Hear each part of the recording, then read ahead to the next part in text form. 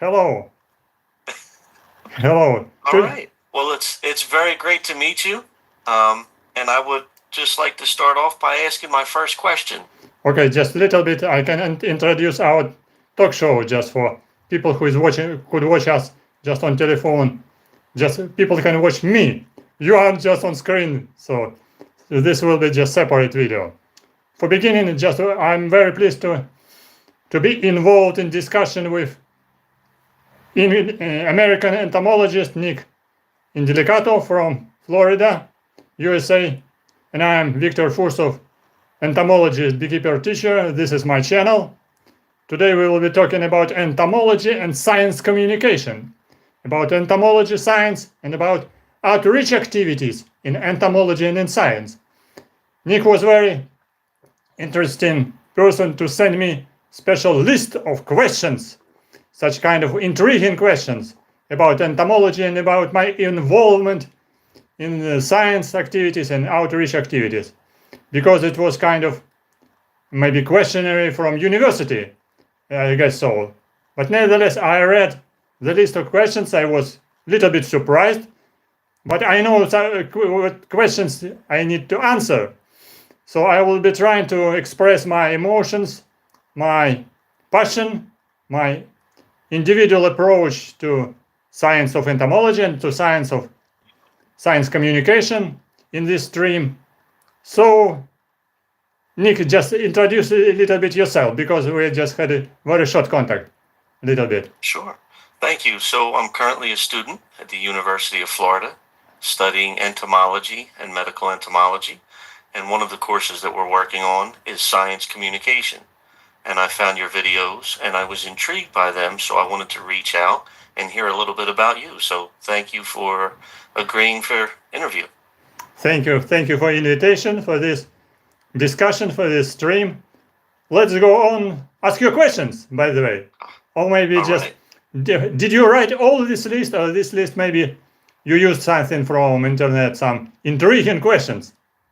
These are fairly generalized questions, Yeah. but used to kind of get the conversation started, and we can cover as many or as little as we have time for, or you'd like to do. Sure. No problem about time. I guess we have time. We are not limited today. This is time. It's evening time in Ukraine, midday or in USA. Are you a student of Florida University or which one? University of Florida, yes. Okay, great. Located in what city? They are in Gainesville. However, Gainesville. I'm actually remote, and Because- I live elsewhere. So. Okay. Mm-hmm. So because probably there are several campuses as well, not only in Gainesville. Anyway, just let's ask me something about entomology. I'm Sure. ready to answer. So, Doctor, what inspired you to pursue a career in entomology and then also in science communication? Okay, let's start from the beginning, from my passion in nature to passion for observation of some animals, and it's usually coming from majority of biologists from childhood.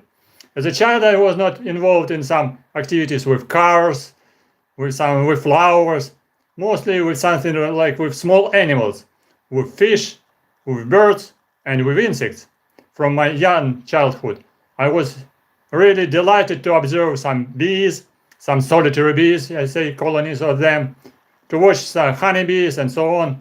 So that's why I just entered university. For sure, was graduated in biological faculty of university. With specialization, I got diploma as biologist and teacher of biology and plant protection.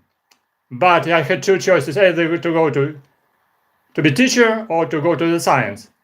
I applied with my documents for PhD course in Kyiv, Institute of Zoology of National Academy of Sciences in Ukraine, in Kyiv. I entered this course and I was graduated after 3 years, and I got my PhD in entomology. So, and now, by the way, that's interesting, I'm already working for the latest 40 years in my laboratory and Institute of Zoology. But what about communication? That's another question. I have just my communication through YouTube channel. So this is easy platform for communication, but not very easy, by the way. I started quite a long time ago. I started my YouTube channel 12 years ago. And my passion to start it just became from the special English-speaking group, which existed and is working now in meeting in Kyiv. And the name of this English-speaking group, Toastmasters International. This is American name, but we have Toastmasters Ukraine. This group of English-speaking teams, several Toastmasters International in 6 cities of Ukraine.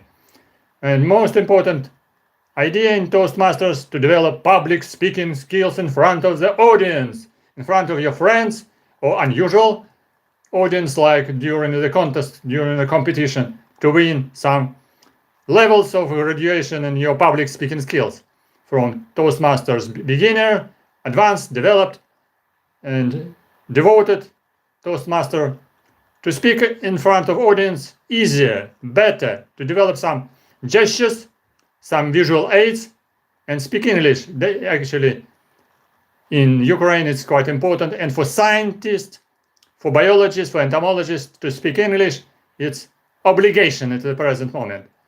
So my YouTube channel is working a long time. So I involved in Toastmasters, and I put a lot of lectures on Toastmasters on my YouTube. But gradually, Toastmasters, I already became very interested in them. So I visited all meetings, I recorded different lectures, put it on the internet. Internet was in the beginning very slow, so nevertheless I need to spend some time for uploading. Now it's working extremely quicker than before. And I started to upload as well my entomological recording video, because on my channel devoted to entomology, beekeeping, and some lessons, some teaching lectures. Some people who is teachers, who are just researchers, we can put on internet stories like reviews of different scientific achievements. Most of my video devoted to my personal observations for wasps, bees, honeybees, beetles, caterpillars, everything in entomology. My professional specialization also connected with this, because if I'm doing observation for my tiny parasitic wasps, right here on this backyard, this background poster, these are tiny parasitic wasps of superfamily Calcidiidae. Here on poster they're big like pigeons. In reality they're very small. They're from 0.5 millimeters up to 5 millimeters biggest, like that. So that's why I put some lectures about parasitoids and put my videos about different insects, not only from my professional view, but for wider audience, like butterflies, bees,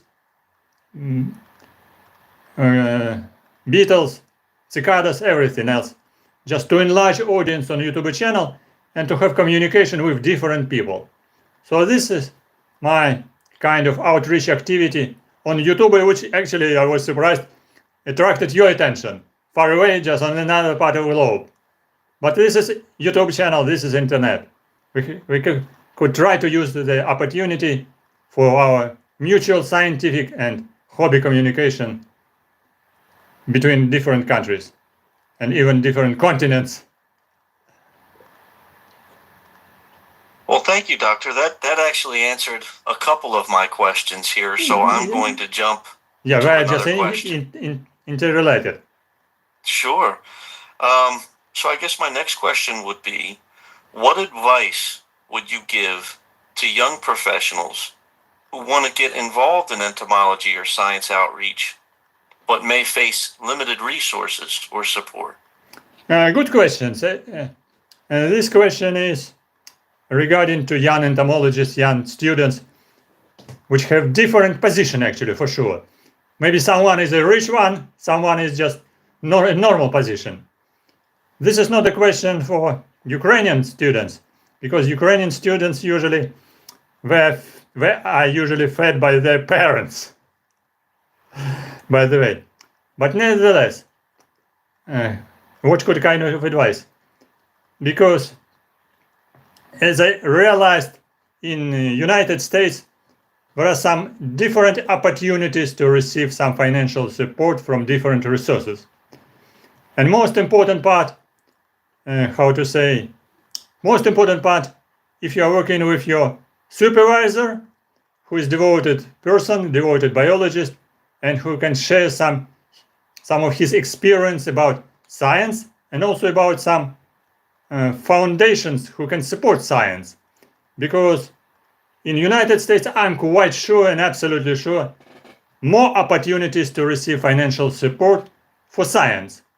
Because lecturers, professors were working in universities, but for their research and for students, they can apply for some foundations to receive additional grant from one private charity, from one foundation, another one.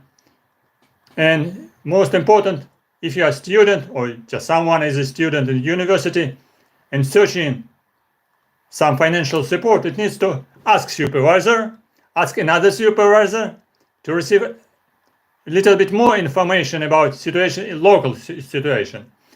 Because in internet you can search different foundations, for example, international one. But some foundation can work inside USA, they are located inside the campus, inside the city, for example. So city foundation, smaller one, bigger one. Don't hesitate to ask your supervisor, your professor, or just another one professor. Just don't give up because you or someone has difficulties in financial support, but you can try to do it. For example, a good example I found recently watching some videos from Australia. One young PhD researcher, her name Kit Prendergast. She's studying solitary bees. And as I found, for example, in her resume on somewhere in internet, but she received 40 different grants in the age of 30, for example, approximately like that. 40 different grants. Quite a good one. Of course, I am sure that not all of them were just huge, like $100,000 or maybe less. But nevertheless, she was applying for different foundations. She applied for different charities. Her just subject of research, solitary wasps, and just how to use different bee hotels. So quite close subject for public speaking and for introduction science, and to receive some grants. And also she is making huge outreach activities on internet and in some science shows, science entomology show, beekeeping show. She's sometimes dressed like a honeybee or just a bumblebee and speaking about bees widely for wide audience. And of course someone can say for her, I'm delighted your outreach activities. How did you get this interesting information? And she can ask, I'm working on this project. Can I apply to your charity? Can I apply to your foundation? So more applications, more success. Something like that. Thank you. So, Doctor, what was one of the biggest challenges you faced when starting out? And how did you work through it? Good question. I was thinking about what kind of challenges, and I got it. Because initially, you're speaking, you're working with your supervisor in university. But if you keep in mind some interesting ideas to study something special, you're asking your supervisor, how can I do it? How can I study some tiny wasps? I asked my supervisor, and he advised me to talk with another professor in another city, and this another professor supported my idea of studying tiny wasps. But the challenge was because he said, you could study these tiny egg parasitoids, and they're not very big, they're very tiny. I was shocked because they were very tiny, 0.5 millimeters, 1 millimeter. It was really a challenge, I was thinking. And other groups were quite big. Why a very small one? But nevertheless, I was very attentive. I was very careful how to develop my methods of collecting, methods of rearing, as I say, because these parasitic wasps were entomophagous insects. They're developing inside different hosts, but they're tiny. They're developing, my group is Trichogrammatidae. Trichogramma is a biocontrol agent which is used against some dangerous and agricultural pests like lepidopterans. And it needs to develop step-by-step methods of collecting, methods of rearing. And it was a challenge to find them in different areas. I studied also in university different groups. I studied from one side Diptera flies, and it is my preliminary research. I was studying Hymenoptera as well. Especially I started from aquatic Hymenoptera, living inside the water. These tiny parasitic wasps can fly under the water, can fly through the water using their legs like, I say, like dogs. We're swimming like dogs underwater. But some of them I found it the first time, and I describe it. They're moving in water using their wings.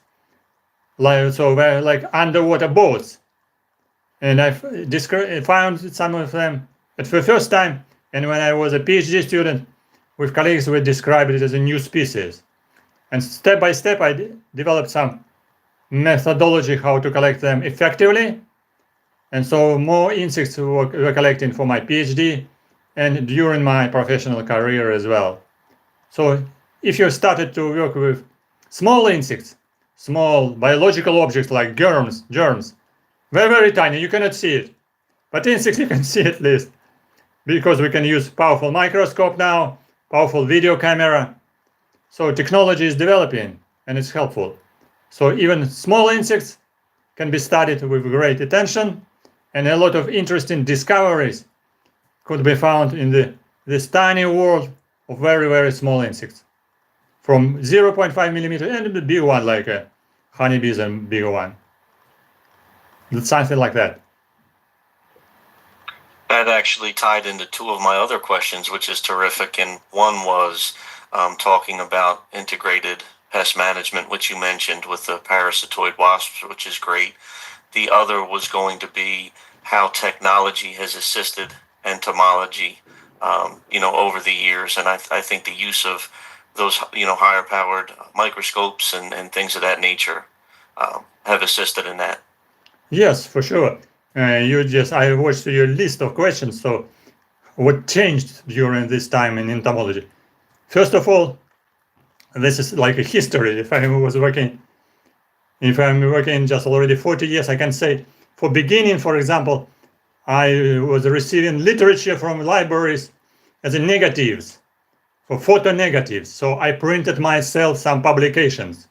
Now with these publications already, some of them, not everything, they just have been uploaded by other people in internet. So I can download them as a PDF files. I can upload my PDF files on ResearchGate, and everyone can read it and ask questions, or just can repeat my experiments. So science, this is a repetition. But in other situations, in other localities, in other conditions, to find something new for science, new species for science, new hosts, new ecological conditions, new behavior, which people have never seen before, describe it in scientific papers. And of course, microscopes, we have been developing gradually from small microscope, and now this is a stacking microscope, which can take photographs and make a digital photo of high quality. So high quality photographs, it was just a dream 20 years ago. Now it's slowly but progressively coming into our life, even in entomologists from not very rich countries. But we have got some grants and we have powerful microscopes in our laboratory as well. So now I can take with digital camera, digital photographs, and publish it in scientific journals. Because, for example, we published in Ukraine atlas of insects like that, atlas of entomophagous insects. This is my tiny trichogramma sitting on the egg, and these are my picture as well. These are flies, Tachynidae flies, and many of them. And I was working with painter who painted this all these drawings himself gradually, just with oil and different just painters, very slowly. But I indicated myself all details on these pictures to be correct, because here, for example, here some calcid wasps were all painted not one day, few days it was necessary for science. But now I can take a photograph at least during half an hour, 1 hour, perfect one picture from side, from upward, from downside, tiny picture of head and all details. Technologies progressed very much and it's quite useful. And the same for video. It's possible to record some behavioral features of these insects under the microscope, and it can be used also in publications, in scientific publications, because with video you can stop the moment, you can indicate special details of biology and describe it in details in publications. And also another advice as well as interconnected with foundations, with searching grants. It's important to be involved in the activity and the scientific research of your professor, your supervisor, to publish papers. At least try to study some subjects, to have some publications already. Now it's called in a professional journals, or in international recognized journals. Because if you have publications, it's easier, it's better, or sometimes it's obligation to have some publications on specific topic to apply for grants. If you have publications, you have advantage. Even in university, you can publish 1, 2, or it depends, some publications. And after university, you have opportunity to apply for job, and you have already publications. So the advantage to get a grant, the advantage to get a position. So don't forget about publications. So this is a slogan: publish or perish. Better to publish, because always we have 1 billion of insects of different groups, smallest, biggest, with very interesting biology. There is something interesting in taxonomy, in biology, in ecological features, in biosecurity problems, to describe it in publication. And it will be how sometimes people say, your publications, this is your bank account. Little bit better bank account, better to apply for new grants, for new position. Like that. Thank you. So my next question would be, how do you ensure your messaging resonates with people from various backgrounds and different levels of scientific literacy? Usually, this question more connected with my outreach activities, with my lectures on the internet, because I can receive some feedback from my audience. And of course, audience is different. I have some friends who is asking me regularly some questions, so they are devoted hobbyists. And usually hobbyists, they are watching on YouTube channel, they are watching some observations, some lectures very carefully about science, about scientific research, about observations. And for example, on my channel, I prefer to show my achievements, my observations of particular beetles, bugs, dragonflies, caterpillars, parasitoids very carefully. I like my personal view to show it, what I can see through the lenses of microscope, through my attentive approach to different insects, and I can show it on internet. Some other researchers and some other bloggers, as I say, they like to make kind of review of somebody studied another object, and they can review it to say, someone found it in the United States, someone found it in Australia. This is a new discovery somewhere in Germany. I prefer to show my interesting observations. And that's why audience usually is different. And professional entomologists, this is a very funny question, as I recognized from YouTube channel, they're not always writing comments. We can watch, and sometimes they say you did either some mistakes, or some people say, some scientists were like autists. Autism, so they're deeply involved in the professional research. We do not want to talk about. It's very difficult to invite someone for scientific discussion. If somebody can ask professional scientists, not only entomologists, biologists, someone can say, if I will talk about my research, tomorrow I will have nothing to study. Someone will steal my research. But it depends how you can talk about it. You can talk about something very close. Don't talk about your recent achievements which have not yet published. If you publish, explain it. But some people don't like to explain. So that's why audience is different. Some audience is a hobbyist biologist. They like nature, they like insects from their childhood as well. And they are working now in other sphere.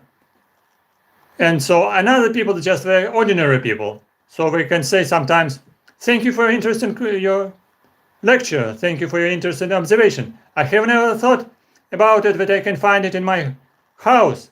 Or someone is asking directly some advices. What can I do with these strange insects that are coming to my house? They're dangerous or not? Because I have 3 children. And they're crowding sometimes on bed in the bedroom. And I'm writing small messages. They are not dangerous at all. They just came from the outside through the window. And they can come back. Don't worry about it. So because a majority of ordinary people just irritated with insects. Just even young boys, girls, and very old people, they don't like insects. Because entomologists and biologists were special people. They're devoted to biology, to make observations, study, explanation. That's why I try to use different approach, either from simple explanation for ordinary people or with details for scientific people, scientists who can ask some professional questions. But always this is kind of balance. Sometimes it needs to surprise people, for example, to show the nest of hornets, to say, have you seen it? It's not dangerous if you collect it under your roof in wintertime. In wintertime, they just gone. No one in hornet's nest. Don't worry about it. They will not come back next spring. This is just a little choice. People say, yes, I was afraid very much about these hornets on the roof. So thank you for your advice. So some positive answers were just, of course, encouraging. But some stupid questions, these are belonging to, how to say, to bots, haters. Haters usually in the internet, you can easily delete it. That's no problem. So that's my answer. Well, thank you. That's great information, Dr. Fursov. And again, these questions were originally from my class, and they were formulated to kind of stimulate some of this discussion. So thank you for going through those. That's kind of completed my list of general questions. And with the last few minutes, I was wondering, do you have anything that you would like to share that we didn't talk about that's important to you regarding entomology and sharing that information with the community? In the list I found your question, you said what's happening about invasive species, about biosecurity problems as well.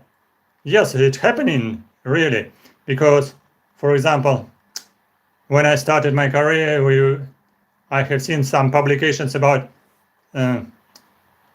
corn beetle, Diabrotica virgifera, corn beetle, which was spreading quite widely through Europe and just stopped somewhere near the western border of Ukraine. Diabrotica virgifera, dangerous pest for corn. Sometimes this dangerous pest is coming to another area, another regions of Ukraine. Ukraine is a big one, 1,000 kilometers from north to east and more than 1,000 kilometers from west to the east.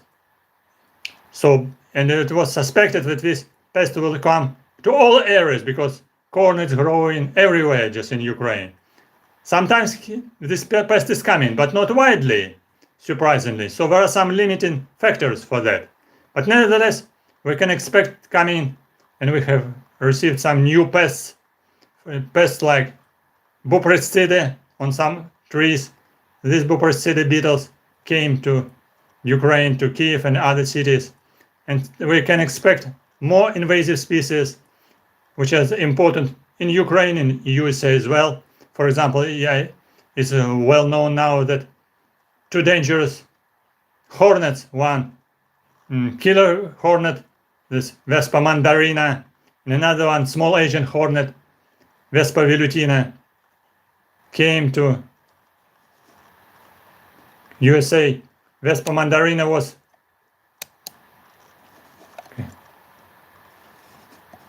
and just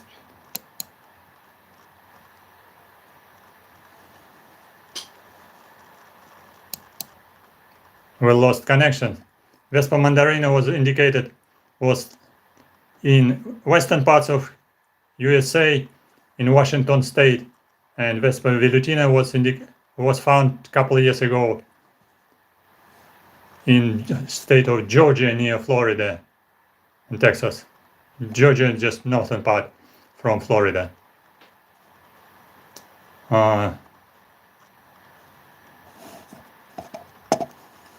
We just interact. Zoom has some kind of limit.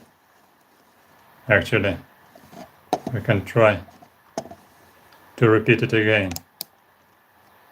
Zoom has a limit of 30 minutes, probably. We can start it again because Nick is disappeared on my computer. Oh, wait a minute. I can restore connection because I lost my colleague on, so I restart it again. Okay. Wait a minute. I hope so we can talk more. Okay. Come to the conference on Zoom because I have translation on Zoom and on Zoom and computer and also in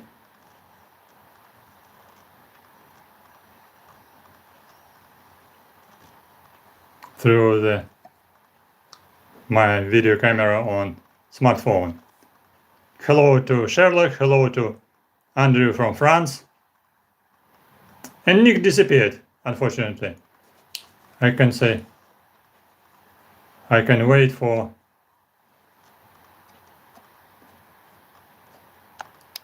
him again. Maybe he can manage another link on Zoom.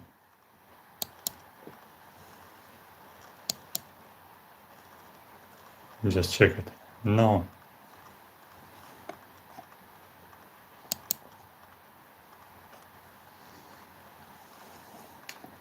Hopefully.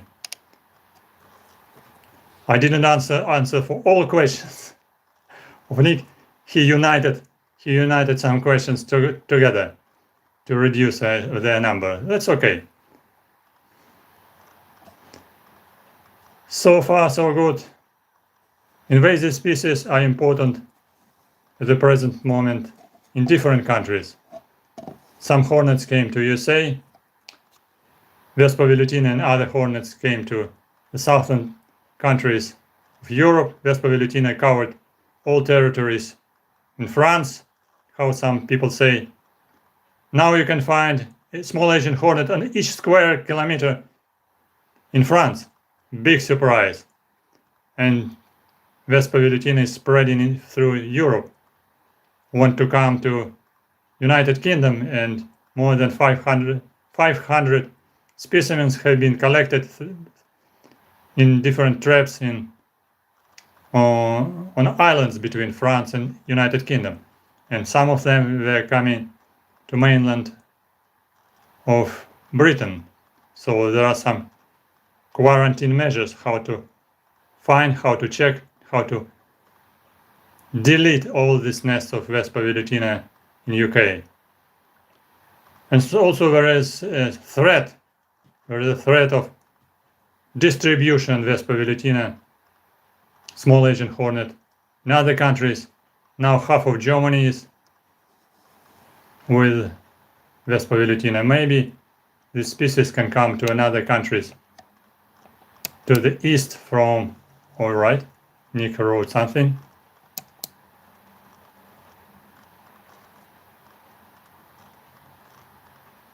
He wrote,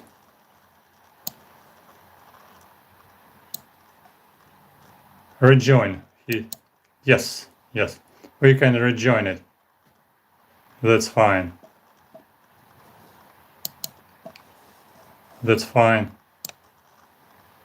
So he can ask me more questions online, not just. So I'm making connections. Zoom conference with Nick Indelicato from Florida. Come to a conference, am I? Yes. So I'm waiting for new questions.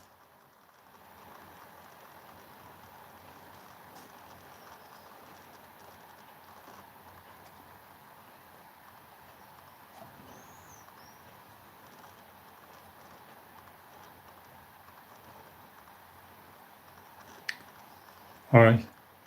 Zoom conference is okay. Connecting. Just wait a minute. Just our colleague is just coming. So I'm coming to conference from computer. Okay, restored. Okay. Yes, microphone. Thank you. Okay, the Zoom has a kind of limit of 30 minutes, I guess.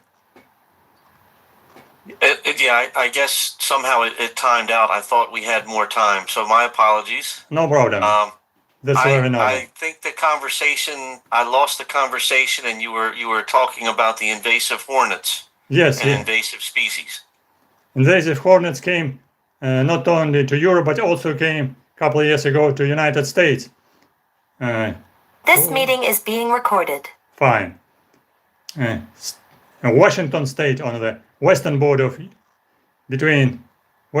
USA, between USA and Canada, was invaded by Vespa mandarina, giant hornet, and small Asian hornet was infesting some areas in state of Georgia, a little bit on north from Florida, and also few nests have been collected in Georgia and in Washington State, but it's difficult to say. Some nests, big one, have been collected, but maybe some queens were just disappeared and hiding somewhere. So threat is still existing, and threat of spreading of some other invasive species is also existing in USA and Europe as well. As I said, Vespa velutina, small Asian hornet, came to Europe, just occupied full territory of France, half of Germany, coming to Britain from time to time. Recently, people say 500 hornets have been collected in traps in Channel Islands between France and England. And there is a great danger and threat for spreading small Asian hornet from the Germany to Poland, other countries, Ukraine, and so far so good, but not so good. So that's why question of biosecurity is quite important in entomology.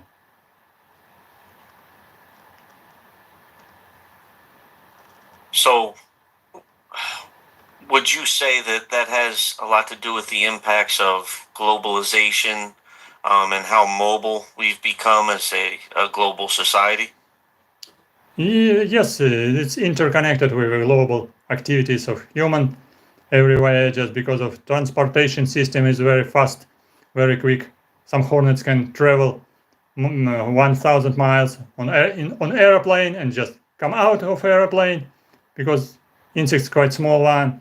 We can be hiding somewhere. We can travel on cars, on trains, on airplanes, everywhere. And majority of these invasive species came from China, as well as the COVID too, by the way, unfortunately. But this is a historical fact that more than 100 or more species of different pests came to United States during the latest couple hundred of years. So many species which are existing in Europe, we came to United States as well. Now this process is continuing. For that purpose, scientists and entomologists are working to make some preventive measures, how to develop quarantine measures to stop some species which can come with food. Like some Australian customs checking passengers of airplanes.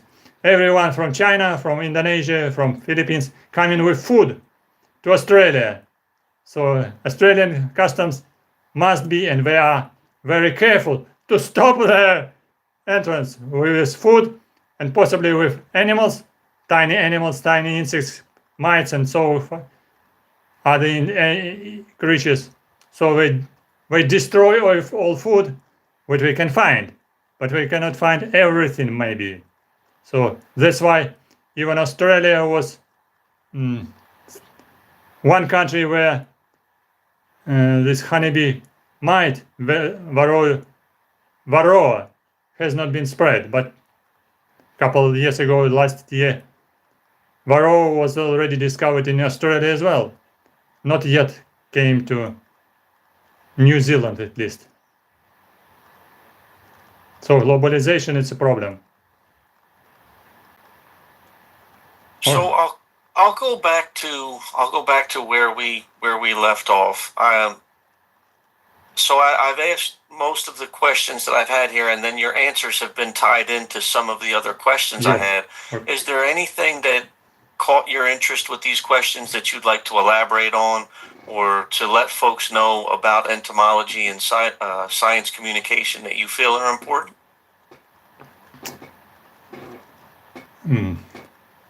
Science communication is, I can explain it to a situation. For example, in my country, in Ukraine, science communication is in general, and outreach activities in general, the hobby, not the professional work. But maybe in some other countries, it can be supported by some funds as well. In Ukraine, some scientific shows, some scientific festivals was mostly based on volunteering activities of some volunteers. So we managed, for example, some science picnics in the center of Kyiv, in Taras Shevchenko Park. Scientists from different universities, biologists, chemists, medical scientists, medical students came to the big park and showed some of their activities. I came with my collections, with my posters, and a lot of children were coming. And it was great fun for communication. At the present moment, this is a problem, because we're in military state in Ukraine now. But nevertheless, we're just waiting some peace where our study can be restored in a full scale. From another side, of course, we need some scientific explanation, scientific shows to invite more young people for the science of different objects, to astronomy, to chemistry, to biology, to engineering and mathematics. Because young people usually have just a very limited experience. And so if someone can make something interesting for them, so they can continue their hobby, their passion, can enter university on special faculty, can go to develop their profession as biologists. We're talking about biology, for example, or chemistry. Something can surprise them. So that's why some scientific outreach activities can be useful for young students, and it depends. I'm very pleased with sometimes some students asking me small questions, and later they're asking, we were surprised by your lectures, and I'm going to be student in biological faculty, and I'm really interested to come to you and ask you some questions from you. I say, okay, if you're coming, welcome. So we can discuss face to face, not through internet, because it's encouraging. I did, for example, one of my lectures like, do you want to be biologist? Do it. Never give up. Start your passion from the beginning. Reading books. From what? From observations for plants, pets, insects, animals, and reading books. Go to the library, go to internet, download some literature, buy some books. Some books can keep them in hands, reading slowly, and don't forget to ask questions. Don't hesitate to ask questions from adults, from experts in entomology, in biology, in chemistry, because if you do not ask, nobody will tell you what are you interested in. Sometimes parents were indifferent. Are you interested in something? Let's go to this way. Are you not interested? Why are you not interested in something? Because nobody didn't encourage activities. Nobody didn't encourage passion of person in biology, in plants, animals, insects, so other objects. So encouraging activities are quite important. So if I say, do you want to be a biologist from childhood? Try to enter university. Try to receive profession. Because some of young people can say, I don't want to work hard. I will become blogger and earn just a lot of money, $3,000 every month. That's a good dream. Who dream to be blogger to earn so much? Because if your channel is not political channel, not special historical channel, to earn $3,000 on channel, this is a dream. But nevertheless, even this is a big dream. Big dreams just will start from small things. And if someone is interested in science, in biology, in entomology, in plant science, YouTube can give you opportunity to record this, your personal observations. Everyone can open YouTube channel and start to talk about personal observation. Go to a forest, go to the river, go to the lake, make observations about gooses, about birds, about animals, about insects. Put it on internet, this information, because this is your life, your personal observations, which nobody will repeat. This is life through your eyes. And YouTube channel, this is your just diary of your life, diary of observation. So don't miss this opportunity. And YouTube is supporting some active bloggers. Maybe your channel will be very well developed, because YouTube has some tricks. Some strange people, they have 1 million of viewers and maybe good financial support, and some professionals in history, in science, their channels quite small one, because everything depends from advertisement of YouTube and many other factors. Impossible to find the truth about YouTube, how to develop it consistently. But nevertheless, if you are consistent, your diary of biologist can be not only written, like I started my observation in school students from diary, writing something which I watched just during the 4 seasons, making some pictures. But now you can make your diary on YouTube as a video diary, and you can find something interesting, and you can ask questions for identification using different platforms like iNaturalist or others. So you can use this opportunity to ask about identification of insects, just uploading photographs, uploading video files, and try to search for literature. There are a lot of special sites where you can download literature. download scientific literature, download outreach activities literature, some popular literature. It's quite useful. Reading more, you can receive more wider view, wider mind, which can be applied either during your education in university or after in your professional job as biologist, as entomologist, or chemist as well. So try to use technological advances for your professional career or for your hobby. This is kind of my answer.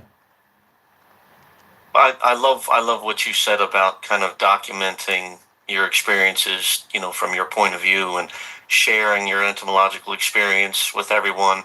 And it kind of ties into how technology has helped this field because it makes it more accessible to people who may otherwise not know about entomology. So they can kind of learn from some of your experiences and things you've shared, and that may get them interested. So, you know, it's a nice thing to have these platforms where you can share your information with everyone. Yeah, in previous years, we were able to read different books.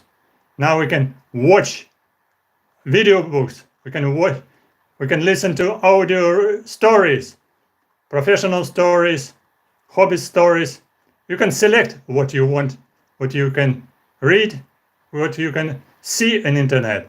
If someone just exaggerating facts to show the biggest beetle, biggest butterfly, this is just exaggeration, just for fun.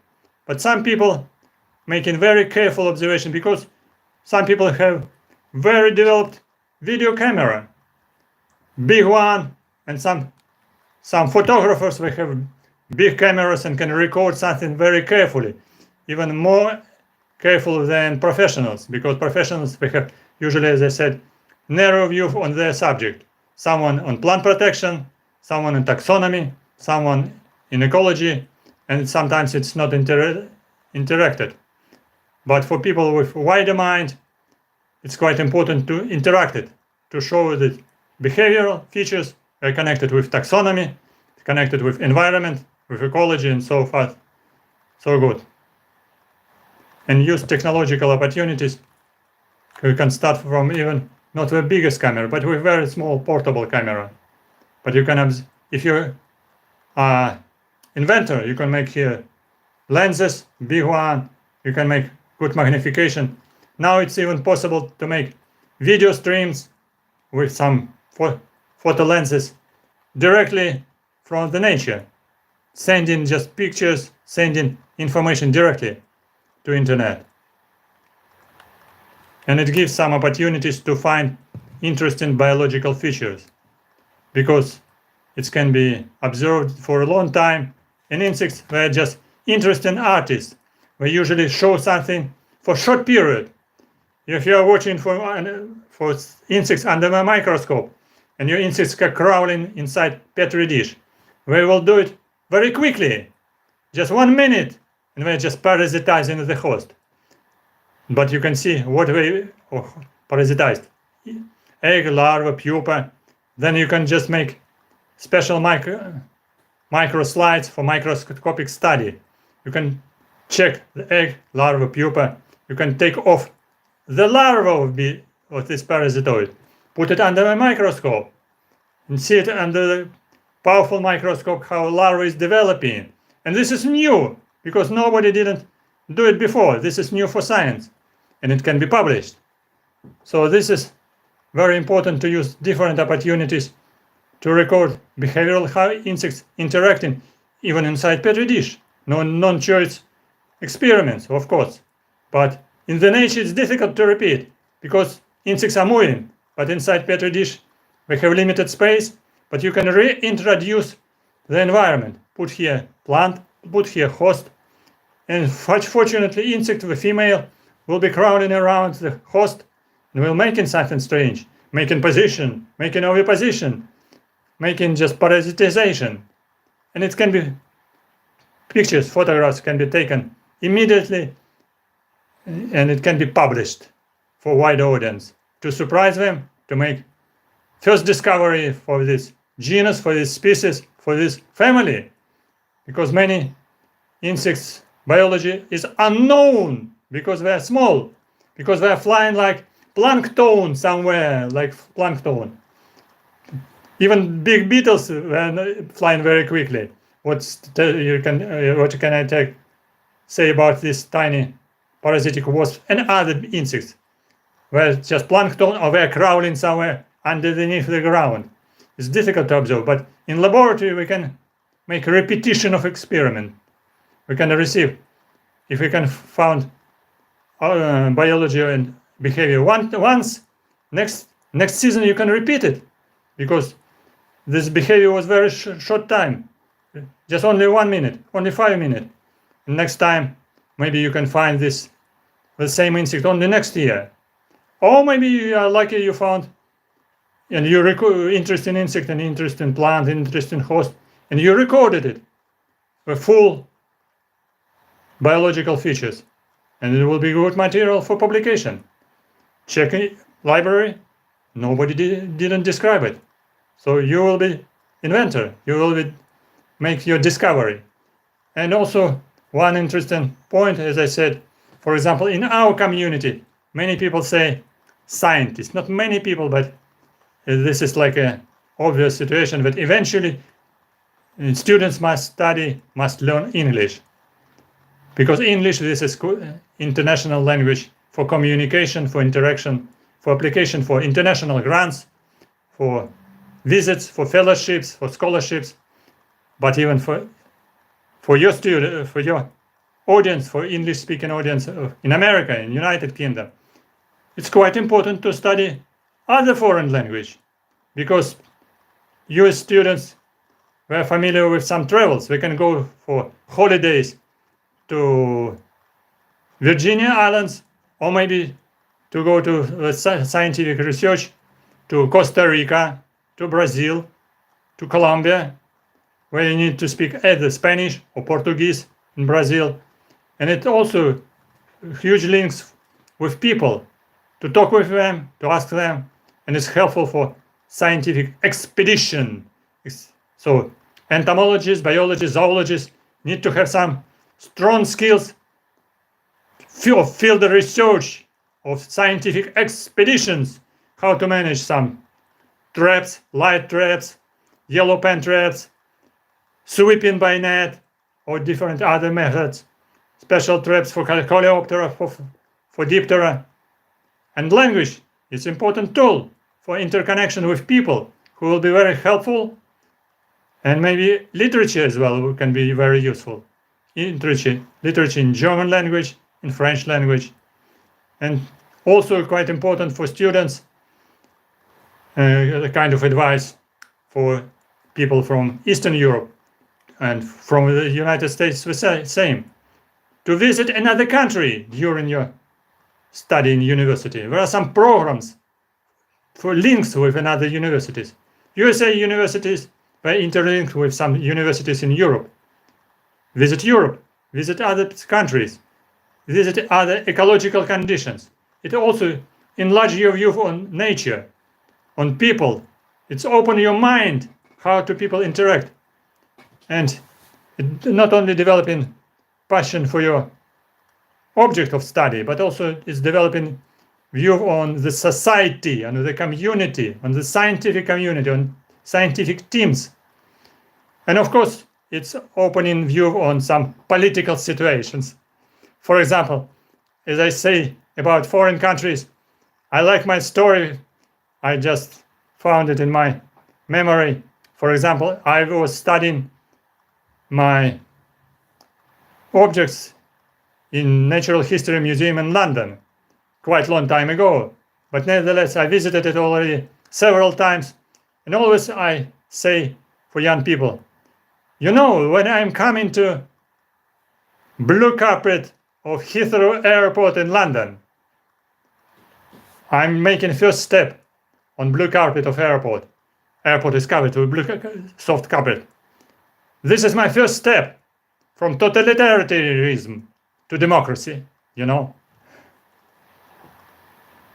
And it's also important for developing personal scientific approach and personal historical approach.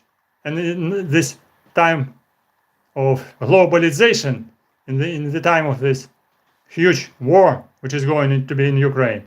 Visit other countries is important, not only for Ukrainian students, not only for European students, but for American students. Visit other country. Never give up.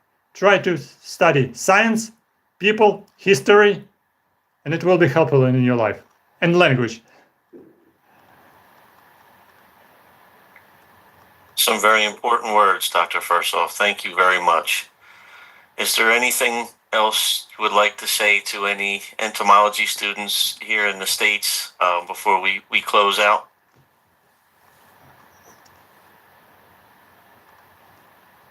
For entomology students and for biology students, I could say most interesting to keep your consistency in your study of object which you like. For example, sometimes in science people are starting their scientific research from scratch. People can study, for example, birds and then can study entomology. This is one way. But if you or other people just have devotion in the study of particular group of insects or animals, keep this devotion, develop this devotion, and ask people how to develop it, how to apply it in your life, in your professional job, in your activities. Because usually young people can hesitate and say, this is difficult to find job, this is difficult to find position.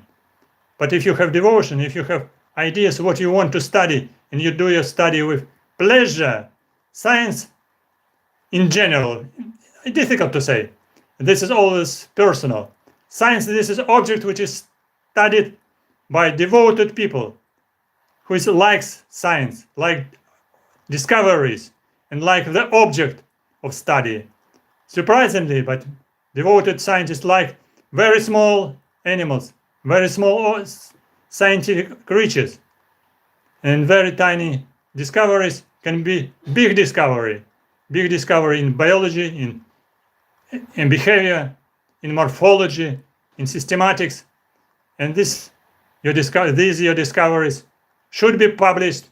The sooner the better, because global world is very dangerous now. During our stream we had air alert, by the way, but it's finished. And now it's quiet, but I'm not sure it will be quiet night or not, because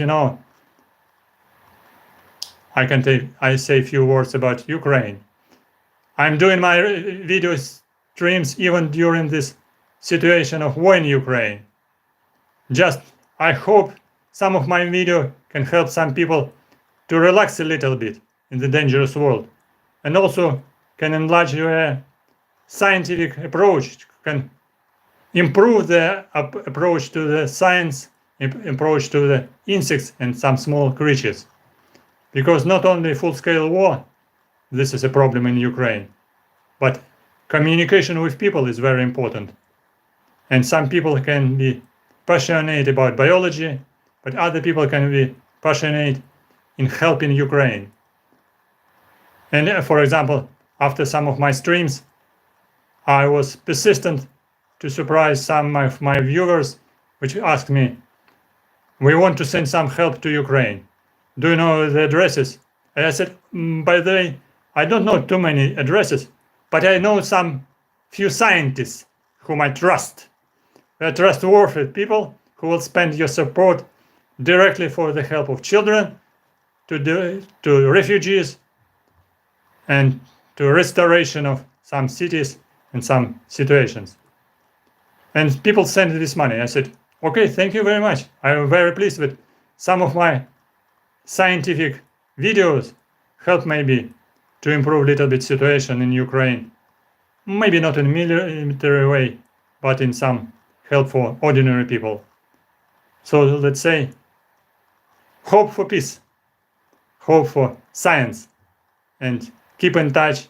And I will be pleased if someone can ask other questions on my email or in comments, or you have other people can say something about their insects, about their projects. I'm always open for discussion. Thank you for your interview. Thank you so much for your time, and thank you for taking this interview, and thank you for all of the information. I've gained a lot of insight, and this was a really great experience. I wish you all the best, and again, thank you from my heart. Very much appreciated. Thank you very much, Nick. If you will have some more questions, private questions, you have my email. Welcome to write on my email. I always can speak even in recorded mode or without recorded mode, because sometimes my viewers say, some ladies usually, they say, I'm a little bit hesitating to be recorded. But I say, we're talking very scientific way. We're not talking in a rude way. So don't worry about it. But people are different. You must be careful. If someone will be interested, or you will be interested in more questions, write into my email. I will be very pleased to discuss your questions or some new questions as well. Thank you for your attention. Thank you for inviting me to your Zoom discussion. And I hope so we can discuss a little bit on the internet from time to time. To be continued, Dr. Fursov. Thank you so much. Yeah, thank you very much. To be continued. Good luck. Best greetings from Kyiv, capital of Ukraine. Best greetings to University of Florida. Best to all of you as well. Thank you so much, Doctor. Yeah. Keep in touch.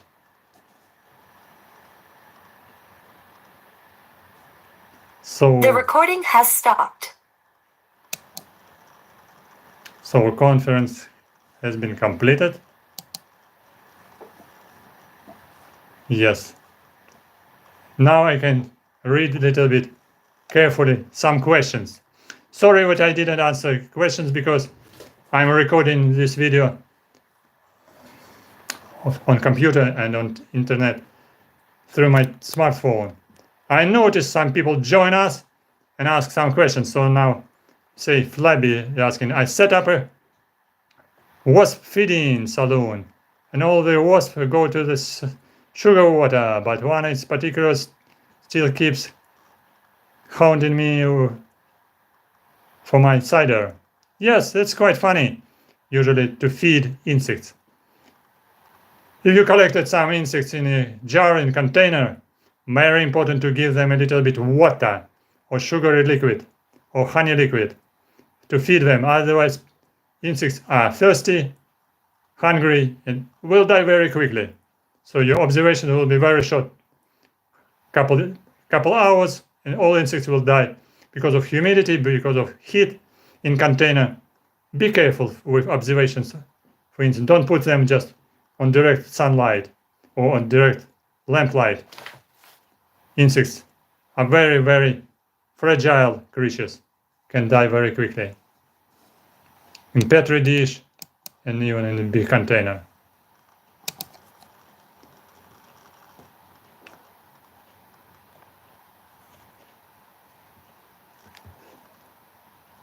So very funny to make observations in petri dish under the microscope or just using camera recording some interesting features of communication insects. Insects communication is very funny, interesting. Or just to observe some instincts, like John Henry Faber. He observed insects in his backyard and wrote 8 volumes of Life of Insects in French language. But now you can observe with video camera, with photo camera, or with just smartphone, directly with smartphone. Even you can put your personal observations online stream, or just offline after recording on small file, upload this file. Some of these files can be quite interesting.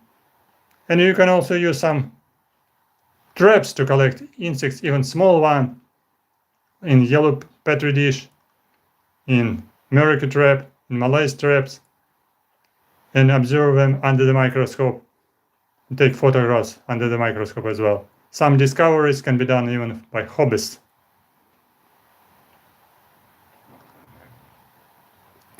Flabby asking about, can a wasp get to taste a particular drinks like alcohol cider? Yes, some insects are very attracted by the smell of some alcoholic beverages, especially beer and cider. So they taste, and beetles as well, like stag beetles. They like cider and like honey liquid, cider liquid.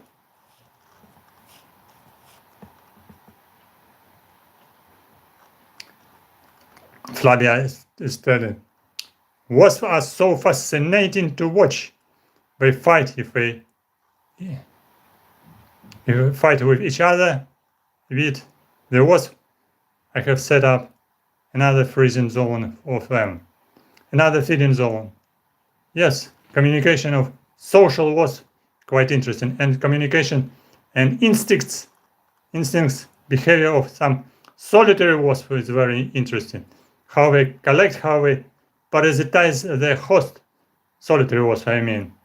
This is intriguing, this is fascinating, this is amazing behavior, restricted behavior of wasps, but quite interesting because wasp is coming to the nest with weevil, very funny, different species, coming with caterpillars of different species, with bupricid wood beetles, very interesting. Some scientists even digged some nests of Sphyxida wasps, solitary wasps, to collect beetles underground with new species. I've seen just this in one of video from Madagascar, I guess, studying the nest of Sphyxida species wasp, which collected bupricid beetles, different species.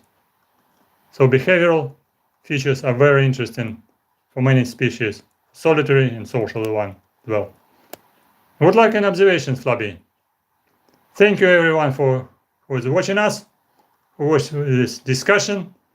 I hope so. It was funny, interesting, entertaining, and maybe a little bit encouraging for some students, for some hobbies. I hope so. Thank you for smiles. This is interesting and important. Thank you for sending some hearts. If new people came to our stream, subscribe, don't forget about it. If you want to be sponsor of my channel, you can find link on the first page of my YouTube channel, which is named Dr. Victor Fursov, that's me, Entomologist, Beekeeper teacher. Thank you for your interest and curiosity. And I didn't say during our discussion, don't forget about Ukraine. Stand with Ukraine. Support Ukraine. Help Ukraine. Pray for Ukraine. And Ukraine forever. Thank you very much for coming to our stream. Looking forward to see you in next streams. The sooner, the better. Good luck. Best greetings from Kyiv, capital of Ukraine. Bye-bye.